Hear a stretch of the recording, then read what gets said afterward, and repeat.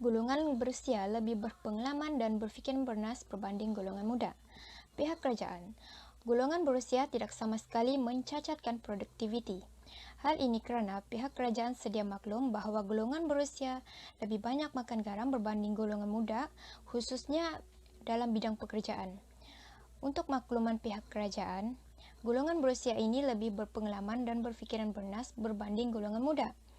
Ini dibuktikan melalui kajian Noraisha Daud 2010 yang bertajuk Jaminan Kerja dan Hubungan dengan Kepuasan Kerja dan Komitmen Terhadap Organisasi, yang mendapati bahawa pekerja yang berumur 51 tahun dan ke atas mempunyai jaminan kerja yang lebih tinggi berbanding pekerja yang berusia 31 hingga 40 tahun, dan daripada kajian tersebut juga turut mendapati bahawa pekerja yang berusia 41 tahun hingga 50 tahun lebih komited terhadap organisasi berbanding pekerja yang berumur 20 tahun ke bawah.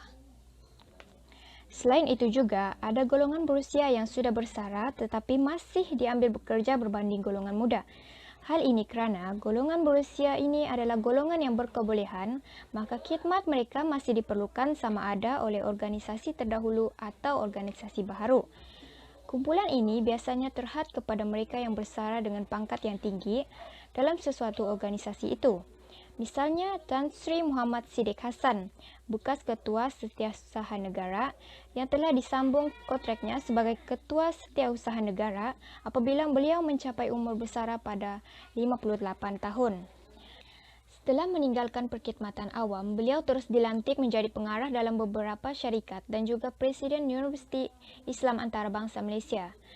Oleh itu, semakin tinggi jawatan seseorang dalam organisasi terdahulu, maka semakin besar kemungkinan untuk terus bekerja sepenuh masa walaupun telah bersara atau berusia.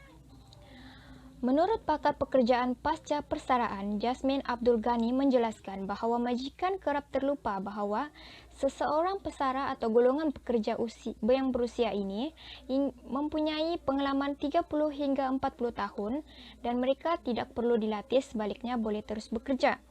Hal ini kerana antara kelebihan mengambil pekerja lebih berusia ialah mereka mempunyai hubungan dan rangkaian dengan industri yang spesifik. Selain itu juga, Setiausaha Agung Kongres Kesatuan Sekerja Malaysia MUTC Abdul Halim Mansur kepada Akhbar Malaysian Insider, beliau menjelaskan bahawa di bawah undang-undang baru yang bakal dinamakan sebagai Akta Umur Persaraan Sektor Swasta, seseorang pekerja hanya akan bersara apabila mencapai usia 60 tahun. Dan jika khidmatnya masih diperlukan, pekerja terbabit boleh dilanjutkan khidmat selama 4 tahun lagi. Hal ini bermakna usia persaraan akan dilanjutkan daripada 55 tahun pada masa sekarang kepada 60 tahun, dan seseorang pekerja masih berupaya dan diperlukan, dia boleh terus bekerja selama 4 tahun lagi. Kebanyakan negara di rantau ini sudah pun melaksanakan dasar umur persaraan 60 tahun dan ke atas. Jadi, menurut beliau, negara kita juga harus menaikkan hak usia bersara. Hal ini kerana negara perlu menggunakan tenaga kerja yang berpengalaman.